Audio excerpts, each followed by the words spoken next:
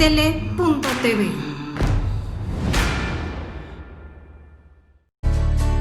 Ya basta de decir no puedo, es tiempo de emprender el vuelo y dejar atrás el suelo, es hora de alcanzar el cielo, mujer, y volar. Tú lo podrás lograr, no te traiciones, sigue tus convicciones. Hola, ¿qué tal? Mis queridos amigos de Astele TV, mis queridas amigas de Retos Femeninos, muchas gracias por acompañarnos. Hoy, pues lo prometido es deuda, está con nosotros el doctor Eduardo Calixto. Él es investigador del Instituto Nacional de Psiquiatría, experto en neurofisiología, neurobiología, autor de algunos libros que ya nos va a comentar. Querido amigo y muy admirada persona, con un talento y una bonomía y una personalidad increíble. Muchísimas gracias, Eduardo, bienvenido, qué gusto estar contigo en este programa. Gracias, un honor, muchas gracias, muy buenas tardes. Pues qué alegría, y hoy vamos a hablar de cómo le hacemos, Eduardo, para activar ese chip de la adaptabilidad. Porque sabemos que las personas en las situaciones críticas, en las pandemias, en los desastres naturales, en los casos de sobrevivencia, no son los más fuertes, los más bonitos, los más sanos, los que realmente lo superan, se adaptan y sobreviven, sino los que tienen esa capacidad justamente de vivir las circunstancias con un cierto talante, con una cierta actitud, que eso les da la adaptabilidad para superarse. Así es que, ¿dónde está ese chip neurológicamente? ¿Qué podemos hacer para que esa máquina, ese Lamborghini que tenemos en la cabeza, funcione de la mejor manera y podamos pasarla mejor? Pues a mí me encantaría hablar de una sola estructura o de un solo chip, de un solo evento específico, pero el cerebro es complicadísimo. El cerebro, imagínate, nacemos con 100,000 millones de neuronas y un cerebro promedio tiene 86,000 millones de neuronas. Estamos hablando que a lo largo de la vida gradualmente vamos perdiendo neuronas y aproximadamente a los 35, 38 años, todos los días perdemos entre 5,000 a 15,000 neuronas, todos los días. Y esto implica claramente que son varias estructuras cerebrales. Me encantaría analizar que pues solamente un grupo de neuronas podría hacer esto, pero no, tenemos neuronas para la memoria, tenemos neuronas para tomar decisiones y tenemos neuronas para organizar, adaptar y etiquetar. Por lo tanto, cuando hablamos de un proceso de adaptación y de estas circunstancias, cómo se van diferentes núcleos conectando y van proyectando gradualmente este proceso. Y en lo general, lo que sabemos es que en lo general hay neuronas fundamentales para poder tomar mejores decisiones. El ser humano, en lo particular, las mujeres tienen una capacidad de madurez del cerebro más rápido que la de los varones. Tienen una capacidad también de liberar una hormona que se llama oxitocina en mayor concentración que el cerebro de los varones. Y por lo tanto, las mujeres se adaptan más rápido, son maduras a tiempos más cortos, a los 22 años, cuando a los hombres esto nos llega a los 26 promedio. Pero además de eso, son más empáticas. Este proceso de adaptación depende mucho de nuestro grado de madurez cerebral. Por un lado, una mujer se va a adaptar más rápido a edades más tempranas, pero por otro, depende mucho de empatía. Y la empatía, las mujeres lo tienen prácticamente su cerebro, sus hormonas, en especial la oxitocina, con una capacidad de conexión más fuerte. Conclusión ante este primer punto. Hombres y mujeres nos vamos a adaptar. En lo general, no quiero decir que esto sea un determinismo, las mujeres se adaptan más rápido. Sin embargo, aquí sucede para ambos cerebros algo también muy importante. En relación a el cerebro de ambos hombres y mujeres, los dos queremos tener la capacidad de tener el control de las cosas. Cuando se pierde este control, genera una sensación de miedo o de ansiedad porque no estamos controlando. Yo pongo el ejemplo de ir manejando tu coche. Cuando tú sabes que es tu coche, ya sabes, la adaptación, el freno, la velocidad, tienes una sensación de control. Si tú te metes a un camino en donde el coche empieza a tener movimientos que tú no controlas, empiezas a tener miedo, empiezas a sentir que algo puede pasar. Y no piensas que algo bueno va a pasar, sino que algo malo puede suceder. Y esa es una situación que nos pasa a todos. Cuando el cerebro humano no tiene control de las cosas, viene el proceso de analizarlo desde una perspectiva errónea, te adelantas a los tiempos y vives la experiencia negativa que aún no pasa. Muchos profesionales de la salud dicen, bueno, pero esta preocupación antes de la ocupación es un fenómeno de adaptación al estrés. Sin embargo, hoy sabemos que en el 90% de las circunstancias, o sea, de 10 problemas, 9 nos hemos adelantado a la circunstancia y hemos sufrido el problema antes y hemos vivido sus consecuencias antes de que se presente. Y esto es lo que nos está pasando en estas condiciones. El primer factor que yo les diría a la gran mayoría de las personas que están sufriendo mucho es ¿por qué sigue viviendo, tratando de adelantarse a la experiencia si todavía no la vive? De las personas que se hace este análisis, la gran mayoría dice, es que cuando ya viví la experiencia no era tan mala o la pasé más rápido de lo que yo pensaba. Y ese es el mensaje. Si usted se espera un poco, si usted sabe vivir la experiencia en el momento, eso le ayuda muchísimo al cerebro para decir, tengo el control, voy a vivir la experiencia como era, me voy a adaptar a ese proceso y eventualmente me voy a dar cuenta de que podía hacer una adaptación más rápida de lo que yo creía. Finalmente, para esta pregunta, querida Julieta, el asunto es, digamos, de una manera muy simple, pero desde el punto de vista neurofisiológico. El cerebro le pone más atención a lo negativo que a lo positivo. Ese es un hecho. Te pueden pasar 20 cosas positivas. Puedes construir un día maravilloso y a las 6 de la tarde te sucede un evento negativo. Es suficiente para que acabe todo lo bueno que ves construido en el día. Esa es nuestra naturaleza humana. Le ponemos más atención a eventos que son negativos y que tú dices, bueno, le estoy incluso dando el poder para terminar un buen día, un buen fin de semana, una circunstancia que habíamos hecho tan bien y que hoy tiene que suceder esto. Mensaje, no eres tú, son tus neuronas. Las neuronas le ponen más atención a lo negativo y por momentos destruyen lo que ya habías estado construyendo. Y entonces dices, bueno, ¿cuál es la ventaja o la desventaja de esto? La próxima vez que te vayas a enojar te vas a dar cuenta de algo. Tu cerebro le pone muchísima atención a los eventos negativos. Ah, ¿cómo le gusta eso? ¿Por qué? Porque definitivamente lo que no quiere tener el cerebro son 3 cosas básicas. Culpa, vergüenza y fuera de control. Si yo hago una persona que tenga culpa o vergüenza, es tan fuerte que entonces esto se hace una categorización a nivel neuronal y no lo quieres volver a recibir. No quieres volver a pasar esa sensación. Hay mucho displacer. Es totalmente, el cerebro lo quiere evitar. Cuando hay una discusión, nadie es malo en su propia película.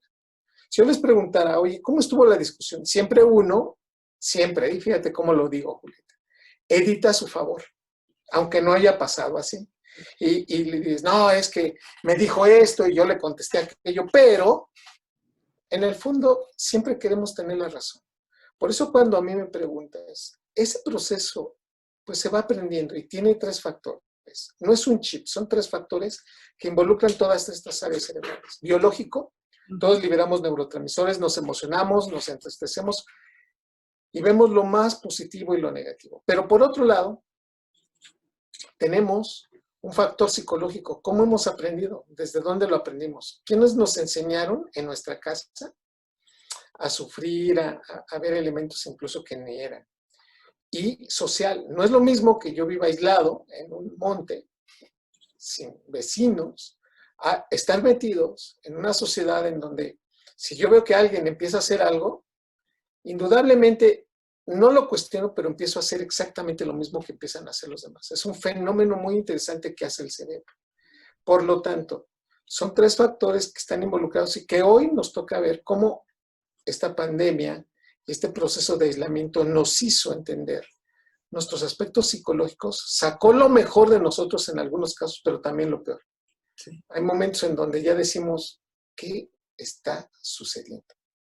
¿Por qué se enojan? ¿Por qué ahora buscamos culpables? Y este es uno de los factores que está haciendo esto. En la medida que tengamos control, que alguien nos explique y que evidentemente nos ayuden a sacar lo mejor de nosotros, que nos den una instrucción y que digan, haciendo esto vamos a mejorar, o tener la certidumbre de algunas cosas, eso mejora mucho la actitud. Gracias, gracias maestro, doctor. Entonces le huimos de la culpa, de la vergüenza, del sentimiento de inadaptación y eso pues la verdad es que no facilita que la vayamos pasando mejor. Dijiste algo importante, que muchas veces sí reaccionamos desde el punto de vista biológico por ese miedo. Vamos desmenuzándolo si quieres, maestro, doctor, un poquito. Ese miedo que tengo entendido, porque tú me lo has explicado muchas veces, parte de del cerebro límbico, del cerebro pues antiguo, primitivo, del cazador que huía ante la fiera o se enfrentaba a la fiera, en fin, de un tipo de vida que ya se nos olvidó, que no fue hace mucho tiempo, pero ya se nos olvidó. En la pandemia específicamente, doctor Eduardo Calixto, ¿de Sí. qué formas, además de lo que nos has explicado, se puede manifestar el miedo y cómo evitar que se apodere de nosotros desde un primer momento? Julieta Lujambio, debo de decirte que esta propiedad la hemos visto siempre como negativa. O sea, decirle a alguien, es que no tengas miedo, es como, ¿no? Como decirle, no tengas hambre, ¿no? O sea, o no te duermas. ¿Por qué no voy a tener miedo? El miedo no es malo. El miedo es una respuesta que tiene redes neuronales que salen de la amígdala cerebral, lo dijiste muy bien, el sistema límbico, que evoca recuerdos y que incrementa el proceso de atención. El problema es que cuando el miedo dura más de 90 minutos, entonces sí se desborda y genera problemas muy fuertes. Haciendo una analogía, las redes neuronales que procesan también el estrés está en proporción de estas mismas redes neuronales y por lo tanto un estrés pues, te hace competitivo, te hace salirte del problema, te hace identificar que te puede pasar algo y en esa consecuencia el estrés no es malo. El problema es que cuando se prolonga o no sabemos limitarlo, cuando ya nos está atrapando por mucho tiempo, es ahí la condición. Tener miedo es una situación que nos hace enfocarnos en detalles que no estamos o que no estaban en nuestro radar y que naturalmente cuando empiezan a suceder, el mensaje es, bueno, ahora ante esta situación de incertidumbre, voy a dar una respuesta que me va a poner en atención selectiva, pero si esta no la sé cortar, se va a mantener durante varios momentos y es entonces cuando por horas el miedo puede cambiar el metabolismo neuronal, por ejemplo, a nivel cerebral. Gastamos más energía, somos más focalizados a que todo es una posible amenaza. Entonces, antes podemos tener estímulos neutros y de repente vemos que algo ya no está bien y entonces ya es una posible amenaza y empezamos a ser poco objetivos, a evaluar negativamente las circunstancias. Y aquí es en donde focalizamos el siguiente punto. Si el miedo se desborda, en las mujeres es muchísimo más fácil verlo desde el punto de vista caracterológico y es más, las mujeres lo pueden, digamos, detectar y categorizar de mejor forma. Si yo te pregunto a ti, Julieta, ¿tienes miedo? Tú dirías, sí. Y ya te preguntaría, porque esa es la respuesta, ¿y a qué le tienes miedo? Y empiezas a decir cosas. Y entonces yo te diría, tienes miedo incluso hasta las respuestas que tú puedes dar. Pero si le preguntamos a un hombre, desafortunadamente al hombre le cuesta más trabajo categorizar esto. Y hay una razón neurológica para eso. La estructura que interpreta, digamos, las emociones, tu miedo, el mío. O sea, si yo quiero ver y te veo con miedo, yo ya sé que tienes miedo. O yo puedo detectar que tengo miedo. Es decir, ¿cómo categorizo mi emoción? Se llama giro del cíngulo, esa estructura cerebral. En las mujeres es hasta 25% más grande.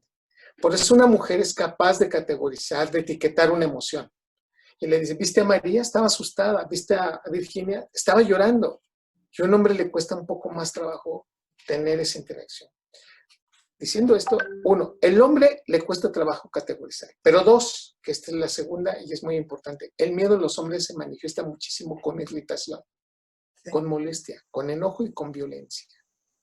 Entonces, hoy que salimos a la calle, vemos a hombres con miedo, pero no que vayan atrás de un, por ejemplo, de un volante hipervigilantes, no. El miedo se manifiesta en enojo.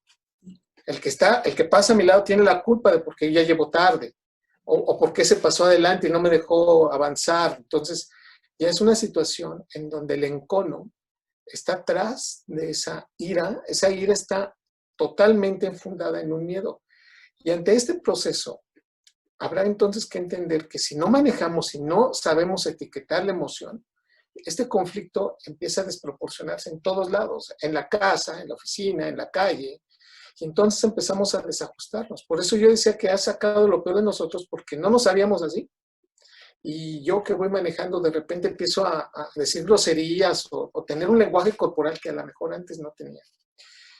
Y entonces voltean a verme y dicen, oye, pero tranquilo, no pasa nada. Y yo, en lugar de tomar esas frases como algo positivo, es una invitación a decir, pues voy tranquilo y no me digas eso, ¿no? El contexto es que ante una personalidad como estas, con esta emoción a flor de piel, funcionamos prácticamente en contra de lo que me estás diciendo. Porque si tú me dices, no tengas miedo, pues voy a tener más miedo. No te enojes, pues me voy a enojar más. Este es algo también categorizado y mucho más también, además de neurológico aprendido.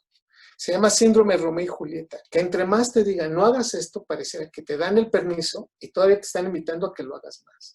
Y esto se ve mucho en adolescentes. Le dices, oye, no hagas esto, y lo hacen, ¿no? Esto no te conviene, y terminan comprándolo. O es un factor que tú dices, pero ¿por qué llegaste a hacerlo si yo te dije que no te convenía? ¿Cuál fue el factor final? Con todas estas historias. El miedo, si lo sabemos etiquetar, si yo te digo, tengo miedo, automáticamente es un descanso. Si eres mi amiga, si eres mi esposa o si eres mi hija, y te digo, tengo miedo, la respuesta neurológica natural es, aquí estoy contigo. Entre todo lo que se dice, no tengas miedo, eso va a pasar, etcétera, que es algo que también estamos esperando que nos digan, que es algo también muy característico del ser humano, es por qué hacemos cosas que naturalmente pues queremos, tu cerebro quiere que te digan. Cuando tú le dices a alguien te quiero, en realidad tu cerebro dice, quiero que me digas que me quieres. Cuando decimos te quiero, voltea al otro y le dice, yo también. Esa no es la respuesta. La respuesta es, yo también te quiero y te quiero mucho. Y te quiero porque estamos juntos en esto y porque vamos a construir cosas y porque has estado conmigo. Todos esos factores influyen demasiado para conceptualizar. La mejor antítesis del miedo es un contacto físico natural que te libera oxitocina. Entonces, entre más nos abrazamos, nos besamos, sentimos cariño, pues te sientes más propiedad desde el punto de vista perteneciente a un núcleo familiar, pero sobre todo te tranquiliza más. Y este es uno de los elementos que no tenemos mucho ya como sociedad. Desde hace prácticamente 25 años nos hemos hecho muy desconfiados. No sé qué opines con respecto a mí, pero hemos tenido un problema muy, muy serio. Y este serio radica en lo siguiente. Quiere decir que prácticamente todas las personas a lo largo de la vida, cuando estamos, no sé, no me dejarás mentir, cuando éramos pequeñitos, nos íbamos a meter a la casa del vecino o de un amigo y hasta nos daban de comer allá y regresábamos a tu casa o se venían a comer a tu casa. Pero en estas generaciones te dicen, ten cuidado, ya no te metas a esa casa, ya no te metas, y no sé, pero no lo conozco. Y este factor ha venido separándonos como sociedad y estamos ya con una sensación de que algo malo nos puede pasar. Este es el grave, digamos, riesgo que tenemos como sociedad y mucho más en las latinas en donde tenemos un núcleo familiar más cercano a este punto. Lo hemos perdido. Es esto que nos estás explicando, la parte desde la neurofisiología, la parte biológica que decías, doctor Eduardo Calixto, la parte de lo que hemos aprendido, que eso tampoco ayuda a nada, porque los hombres no sienten miedo, porque las mujeres sí lo pueden expresar, a lo mejor por eso se nos da, ¿no? Porque a ustedes les han dicho, no, hombre, hay que ser valientes, como Pancho Pantera, ¿te acuerdas? Bueno, tú eres de otra Sí, te generación, acordarás, o los pero hombres no era lloran, o los evita eso, ¿no? Porque feos, fuertes y ¿cómo decía? La triple F, decía un tío, feos, fuertes y, no sé qué otra cosa. Pero bueno, a las mujeres se nos permitía de alguna manera llorar, sí, reírnos, pero no tanto, ¿eh? No te vayas a reír con una carcajada así muy estruendosa, claro. te vas a ver muy mal, van a pensar que eres una Ujú. chica boba. Pero a los hombres es, no llores, no te rías, compórtate, sé valiente, eres el hombre de la casa, etcétera. En esta pandemia se nos ha juntado todo, Eduardo. Se nos ha juntado el aislamiento, no tenemos el contacto físico tan importante como decías. En muchas casas no se permite expresar, porque aquí todos hacemos como que no pasa nada, ¿no? Porque en muchas casas es así como que no pasa nada.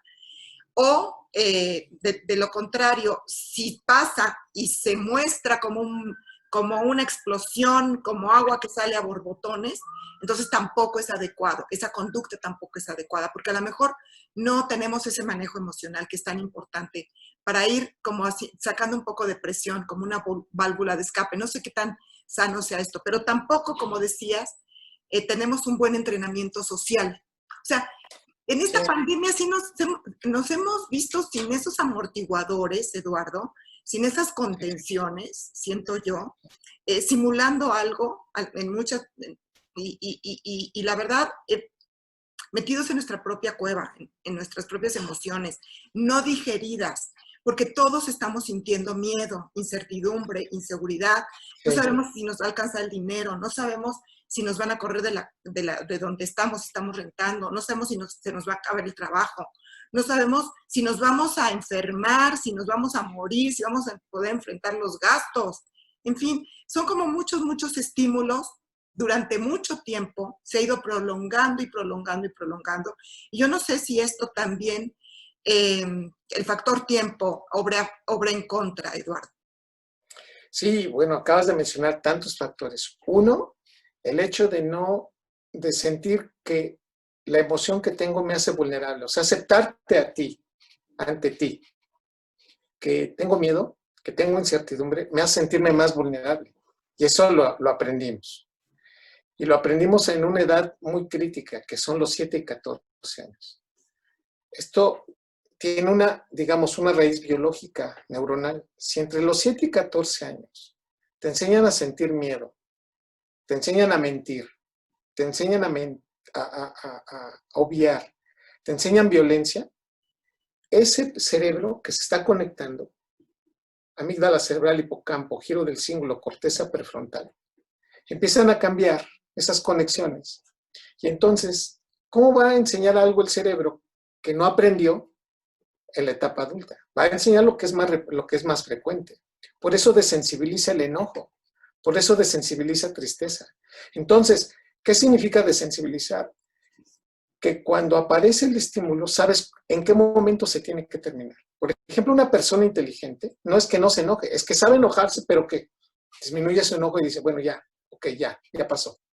Pero aquel que sigue enojado 3 horas después, 6 horas después, dice, hey, ese enojo ya no es adecuado porque ya tienes un razonamiento y quieres buscar una ganancia secundaria por eso.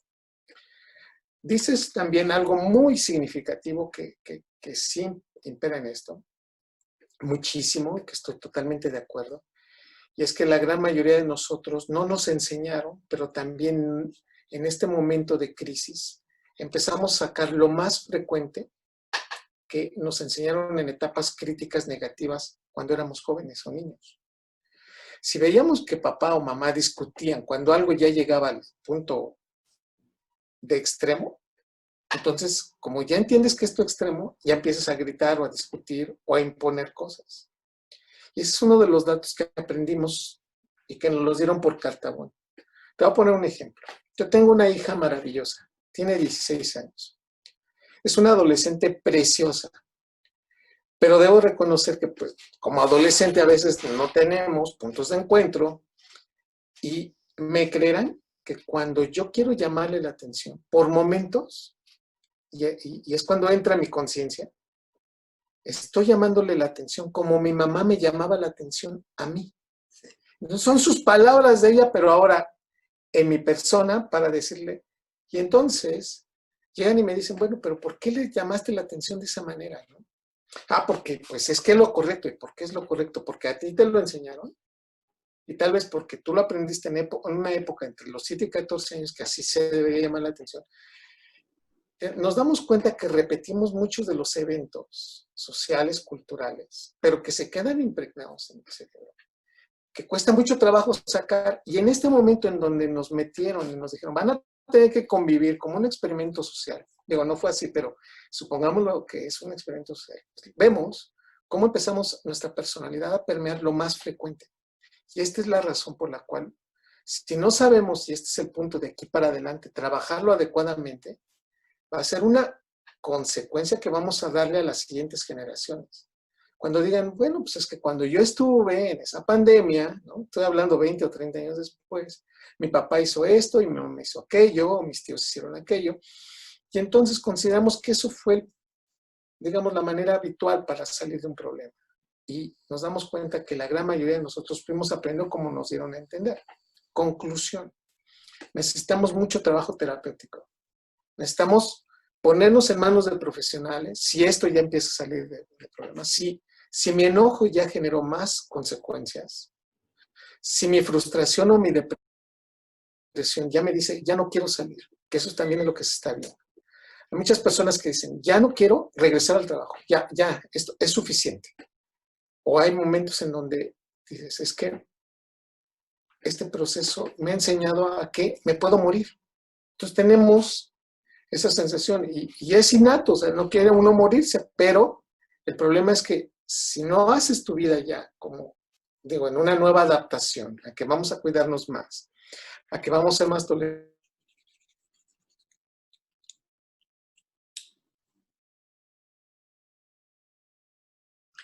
Creo que te perdimos. Te perdimos, Eduardo, si te quieres volver a conectar. Y bueno, mientras tanto voy haciendo como un resumen de lo que el doctor Eduardo Calixto es jefe de investigación en neurofisiología, neurobiología del Instituto Nacional de Psiquiatría. Nos está hablando sobre la conveniencia de un manejo terapéutico, si es que estas emociones desbordadas están haciendo que se causen conflictos en las familias.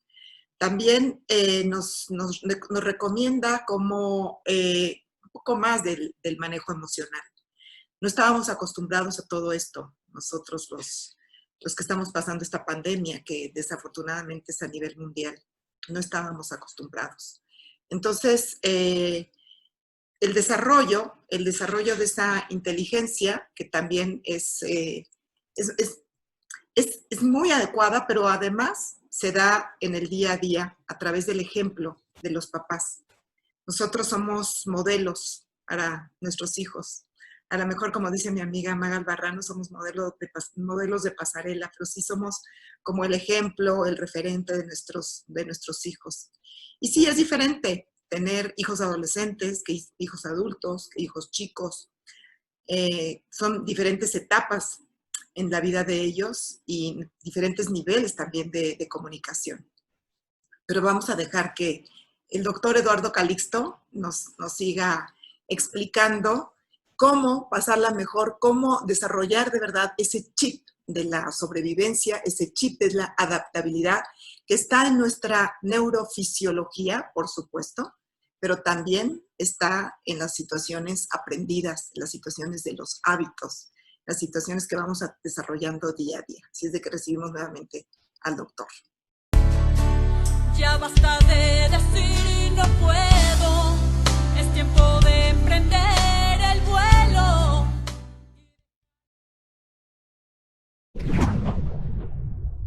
Astele.tv.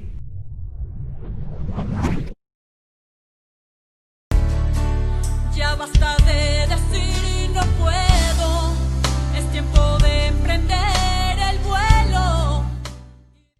Aquí al aire otra vez Eduardo Calixto.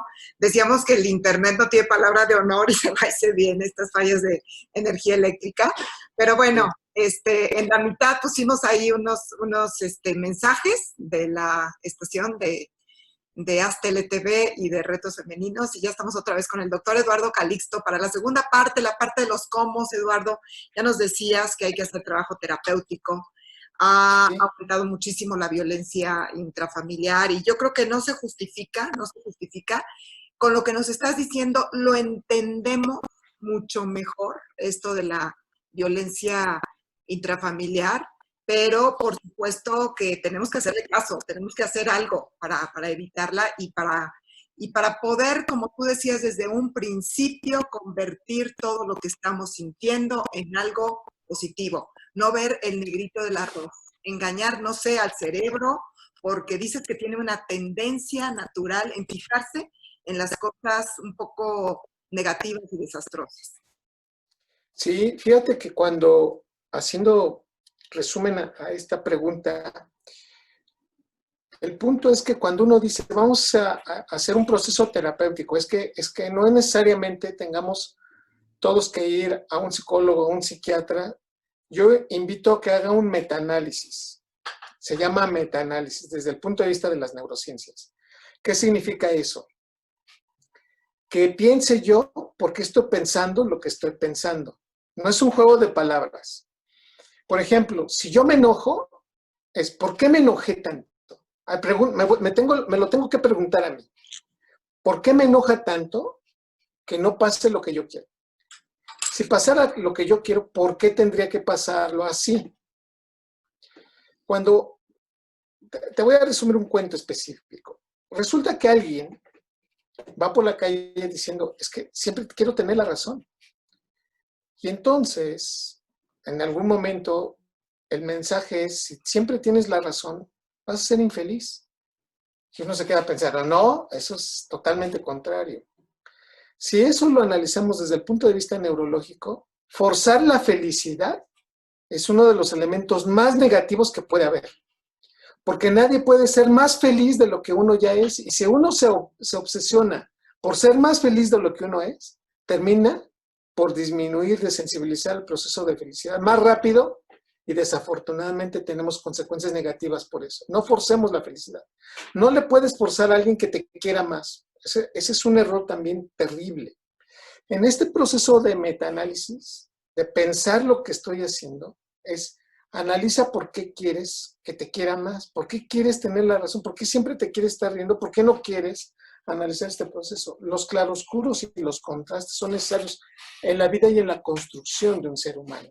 Si alguien dice es que soy triste porque pues, no puedo ser feliz porque pues, si fuera feliz entonces llevaría mi tristeza a un estado todavía más fuerte, yo te diría, ese contraste es necesario. Yo lo que les pido en este proceso de interacciones, antes ya discutió, ya se enganchó. Voy a decir algo que a lo mejor no les guste a muchas personas, pero llegó nuevamente y quisieron echar a andar esta campaña de cuenta hasta 10. El cuenta hasta 10 es antes de que te enojes. No lo puedes hacer cuando ya estás enojado. O sea, ese es un error, es un contrasentido. Es que funciona exactamente igual, o peor cuando le dices, pues no te enojes. No. Si te vas a enojar, invítate a ti mismo a decir, ¿por qué me voy a enojar?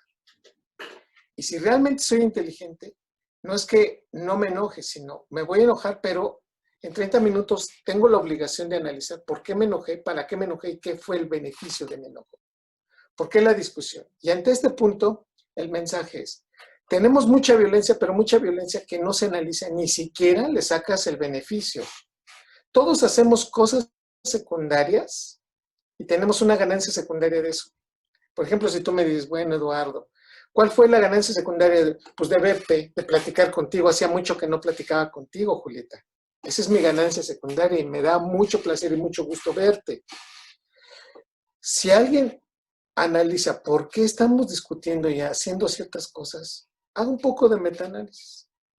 Y su violencia, si al menos se va a ir a enojar 10 veces en la semana, mire, con 3 menos ya hicimos gran diferencia.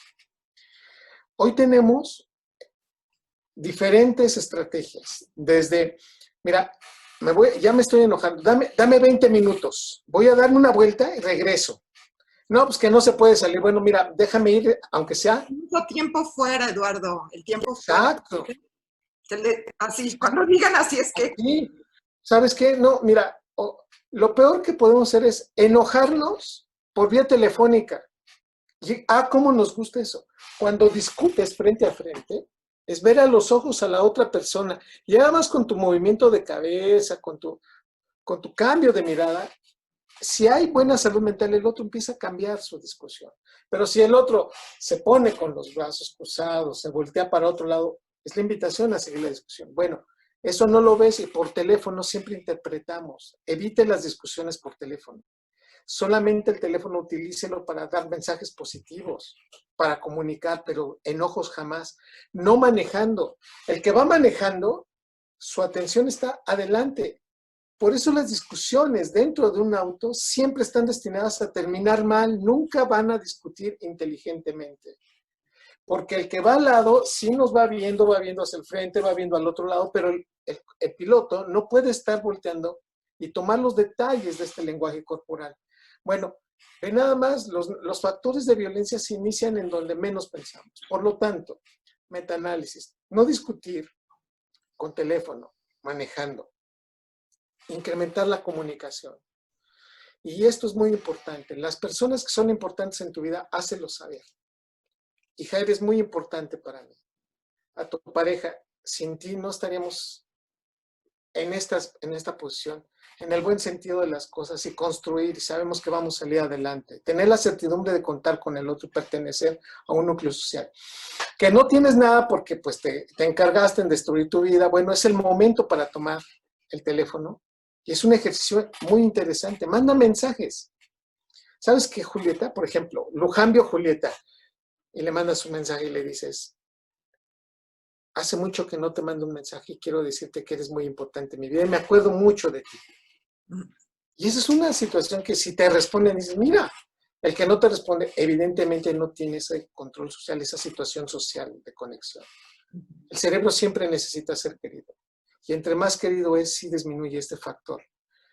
Hoy sabemos que los que fueron víctimas de niños son los victimarios de adultos. Cambiaron su rol.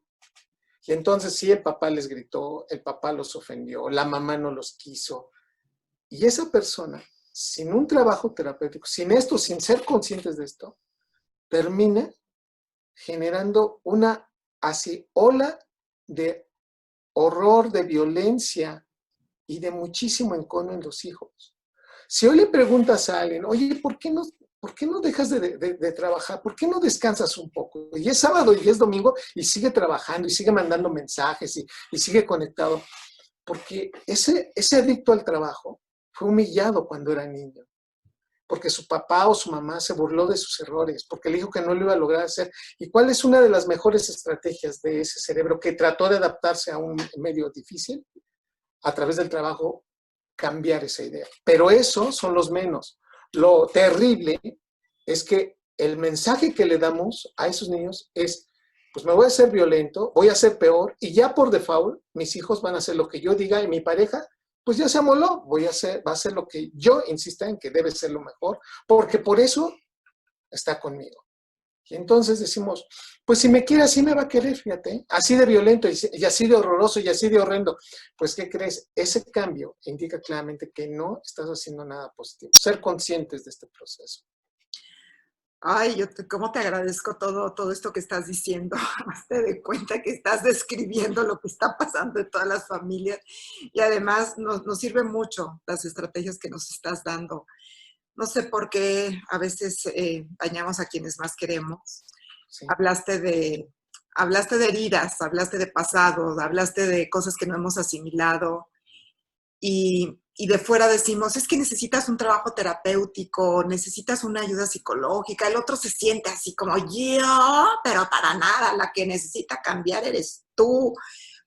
Estas células espejo que ustedes los neurofisiólogos, neurobiólogos definen también, ¿no? Que se empiezan a espejear, ¿no? Las actitudes del otro. Empezamos con estos mecanismos de defendernos, de no ver de verdad el error en nosotros, sino estar proyectando, ¿no? Que es también un mecanismo para podernos, de alguna manera, resguardar y no sentirnos tan vulnerables. ¿Qué pasa? Y ya vamos cerrando, si quieres, Eduardo. ¿Qué pasa con las resistencias? ¿Qué pasa con gente que no quiere darse cuenta de que le hace falta un poquito mejorar su salud mental? ¿Qué estrategias de defensa para los que estamos viendo estas actitudes tan irascibles? ¿Cómo podemos armonizar un poco cuando ha subido como la espuma, pues, estas actitudes violentas? Pues hay termómetros, ¿no? En casa, principalmente ahorita que estamos en casa, hay termómetros. Desde las malas palabras, ¿no? Desde los adjetivos altisonantes hasta el cambiar la manera como hablamos, ¿no? La manera como cantamos el lenguaje. Ese proceso no es lo mismo decir no a no, ¿no? Y todos voltean así de, bueno, pero ¿por qué tenía que hablar así? Ese termómetro es cuando entonces yo me siento mal porque esa persona ya me generó incomodidad. Y el 60% de las personas se alejan. Yo lo pongo como ejemplo, un animalito, por más chiquito que sea, donde siente dolor o donde se siente excluido, no se acerca más. Somos la única especie que hacemos el mismo error más de 2 veces. Es increíble. Yo te lo digo como científico, yo experimento con animalitos y me doy cuenta que un animalito, desde una rata, nada más con un efecto adverso y doloroso, no vuelve a pasar por el mismo sitio porque se acuerda, es muy doloroso. Y nosotros no, o sea, somos capaces de decir, hoy va a ser diferente. ¿Por qué? Porque hasta nuestra propia inteligencia hace creer que vamos a cambiar una realidad que por momentos no es dolorosa. Si no somos conscientes de dónde está el dolor, estamos invitados a volver a hacerlo. Estrategias, me lo dices, y es muy clásico, muy claro. Por ejemplo, yo los invito a que ante esta situación, por más que me digan, pero no se puede, no, sí se puede. A ver, ya dijimos que sí podemos cambiar. Primero, es una comunicación. Hágalo como estrategia. Comunicación afectiva. ¿Sabes qué? Me has hecho mucho daño, pero mira, tenemos que hacer esto. No me puedo quedar con mi dolor. No me puedo quedar aplicándote la ley del hielo y generando, o desaparecerte de la casa. O sea, saludo a todos menos al que me hizo enojar, ¿no? ¿Qué tal? Buenas tardes, buenas tardes. Te salto, buenas tardes, y todos así de, no te hizo caso, ¿sí? Ese ostracismo genera muchísimo dolor. Es espantoso. Si algo hace la ley del hielo, es que nos llama poderosamente la atención eso. No nos gusta que nos digan que no nos quieren. Somos poquitos en la familia, espero, para estar haciendo eso. ¿Sabes qué? Tenemos más estrategias para salir adelante que seguir en este no. ¿Quieres? ¿Sí o no? ¿Por qué? Porque creo que podemos cambiar la estrategia de cómo veníamos resolviendo los problemas. 1. 2. Aprenda de 2 a 3 cosas al mes. 2 a 3 cosas nuevas. Eso hace que agilice tu memoria, tu mente, tu estrategia neuronal. Cuenta con quién sí tienes realmente un círculo social de apoyo. No todos nuestros primos, incluso ni nuestros hermanos, bueno, hasta nuestros papás. Por momentos, bueno, estás bien, que te vaya bien. Nos damos cuenta que contamos con otras personas y tienes una conversación fluida y nos ayudamos a resolver problemas con quién sí cuentas. El cerebro humano no tiene más de 15 mejores amigos, punto. Párale de contar. Por más que me digas, no, yo tengo 20, yo tengo 50, no has visto mi face. El cerebro humano no le puede poner a todos atención. Tenemos que jerarquizamos cariños. 4, haz ejercicio, muévete. Lo peor que podemos hacer es quedarnos sentados en cualquiera de las condiciones, o viendo la computadora o la televisión. Párate, muévete. No podemos estar más de 1 hora y media sentados. ¿Por qué? Porque baja el aporte de sangre al cerebro. ¿Quieres realmente tener una buena actitud? Pues dale aporte al cerebro. Párate, camina, regrese y sigues trabajando. Pero la otra es que date 20, 30 minutos. Unas lagartijas, unas sentadillas, muévete un poco. Una disciplina sana. Trata de poner atención en lo que comes. Yo sé que, de verdad, Julieta, en este momento va a decir, doctor, pero usted no sea inconsciente, pues si no alcanza, es lo único que tenemos. Yo te puedo decir que está bien si es lo único que hay, pero trata de comerlo en forma, digamos, terciada.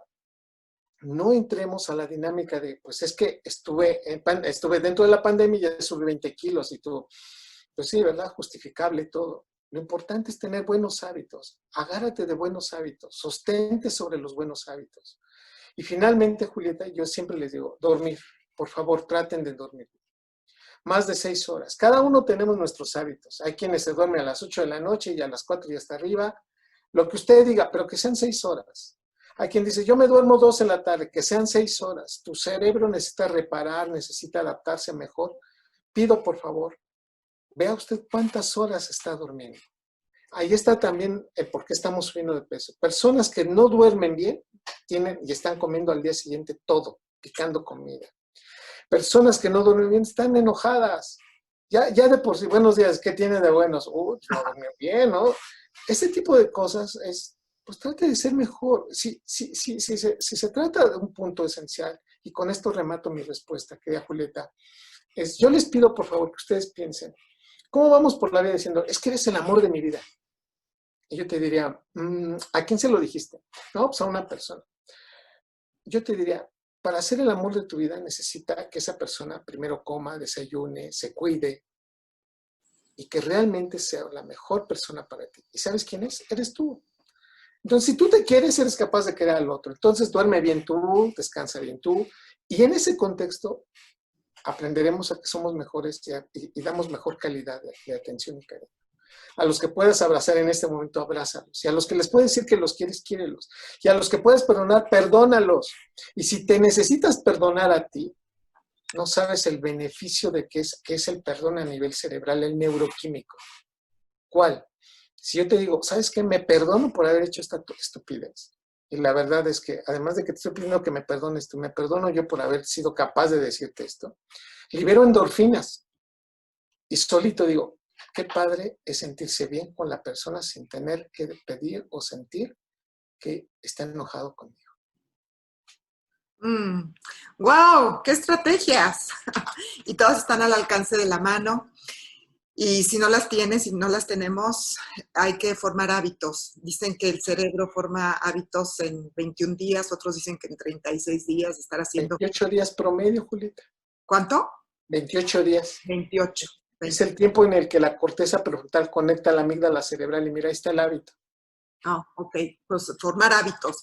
Tenemos tiempo, ¿eh? Tenemos tiempo para hacerlos. Disciplina, comer, ejercicio, dormir, perdonar, amar.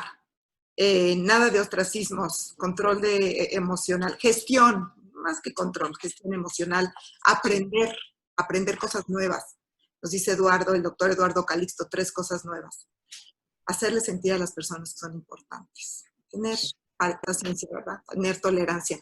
Eduardo, hay mucho que podemos aprender de ti y una de las cosas que les recomiendo a nuestras amigas es que te sigan en tus redes, que te sigan a través de tus libros, no sé si los tengas en internet. Ahí estoy viendo 2 de tus libros. Ahí mira, por acá están. A ver. ¿Puedes traer para ver las portadas? Sí, a ver. Y se los recomiendo muchísimo, son libros divertidos. A mí me encanta aprender sobre las neurociencias. Y te voy a dar una premisa. A ver. A ver, ahí. El primer libro que salió fue este, que ya está agotado, pero se llama Neurotweets. ¿Está en ebook o no? Este ya está en ebook. Ya, sí, ok. Neurotweets. Tweets. Después vino este, se llama Un clavado a tu cerebro. Sí. Que es un libro que tiene 10 capítulos, desde el amor hasta lo más interesante, patologías, viene aquí, analizado de una manera muy simple que todos podíamos platicar y entender. Después vino este que se llama Amor y desamor en el cerebro. Son 20 historias de amor para entender al amor, a veces cuando empieza, pero también cuando termina. Entender que el enamoramiento es transitorio y que eventualmente se va a acabar. Y este, que está en ebook, que se llama Sobrevive, y que lo hicimos junto con Mario Guerra y Ana Mar Orihuela, y que lo escribimos en esta pandemia para entender qué es lo que nos está pasando y qué estrategias terapéuticas, de las cuales ya ahorita platicamos algunas, nos pueden ayudar para salir adelante. ¡Ah, wow! ¡Bravo! ¡Bravo! Sobrevive. Seguramente algún día lo vamos a sacar la editorial lo sacará en libro ya impreso. Y para fin de año, para fin de este 2020, te presento, nunca lo había presentado, te lo estoy presentando a ti y a todos tus amigos, se llama El Perfecto Cerebro Imperfecto. ¡Wow! Es ¡Qué manera de aprovechar el tiempo, doctor! una manera de entender al cerebro con cosas buenas y cosas malas. Quitémosle las cosas malas, porque siempre dices, es que el cerebro es perfecto. Y yo digo, no, el cerebro edita, el cerebro cambia tus recuerdos. Nadie es malo en su propia historia. Entonces hay que entender eso y de alguna manera, entonces, conociendo eso, creo que podríamos mejorar algunas conductas. Pues una mala racha nos puede traer cosas maravillosas si nos los proponemos. Eduardo, una vez más mi cariño, mi agradecimiento, mi admiración, doctor Eduardo Calixto. ¿Dónde te seguimos en redes? Finalmente, yo sé que es un nombre muy ocupado, ya te tienes que ir. Nada más dinos, ¿dónde te seguimos en redes, porfa? En el Twitter, en @ecalixto, y en Facebook como Eduardo Calixto. Facebook Comúnmente Eduardo ponemos Calixto, con X. las tardes, noches de martes o de viernes, los neurotweets, y entonces contestamos preguntas, etcétera, y nos damos tiempo para que las personas quieran ahondar sobre muchos temas, ahí los ponemos. Son aproximadamente 20 tweets en relación a todas las cosas que hace el cerebro, y nos seguimos sorprendiéndonos. Yo les digo la comunidad de los neurotweets, que cada vez es más, pero que aprendemos mucho todos. Maravilla, qué maravilla, me encanta porque eres un hombre generoso, eres un científico, pero un científico fuera de serie. Tienes una capacidad de comunicar increíble y tienes mucho ángel, mucho plan. Pues búsquenlo, queridos amigos y amigas, en el Twitter como Calixto y en el Facebook como Eduardo Calixto, y busquen sus libros en ebook y también en impreso. Gracias por la primicia que nos das de este nuevo libro, Eduardo, que tengas como en todos muchísimo éxito, y lo pueden también ustedes encontrar. Bueno, está más difícil porque siendo investigador está más difícil encontrarte, pero él trabaja en el Instituto Nacional de Psiquiatría, donde atienden casos de personas que tengan problemas de salud mental. No se creen con que es de locos, no. A lo mejor con algún entrenamiento, una psicoterapia o una pastillita de por mientras pueden ayudarlos mucho. Gracias, Eduardo. Totalmente. Muchísimas gracias, querida Julieta. Hasta pronto, te abrazo con todo mi cariño. Estás muy bien, hasta pronto, Julieta. Gracias. Eduardo, y gracias a ustedes, queridas amigas y amigos, por su atención y compañía. Soy Julieta Lujambio. Hasta la próxima. Ya basta de decir no puedo, es tiempo de emprender el vuelo y dejar atrás el suelo, es hora de alcanzar el cielo, mujer, y volar. Tú lo podrás lograr, no te traiciones, sigue tus convicciones. Astele.tv.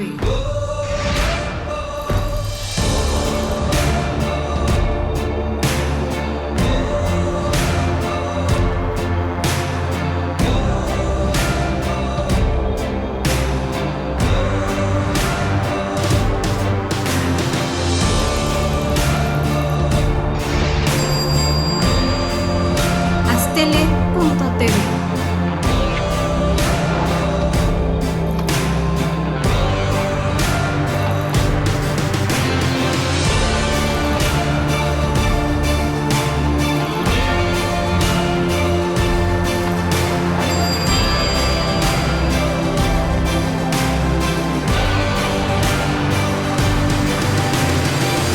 Astele.tv.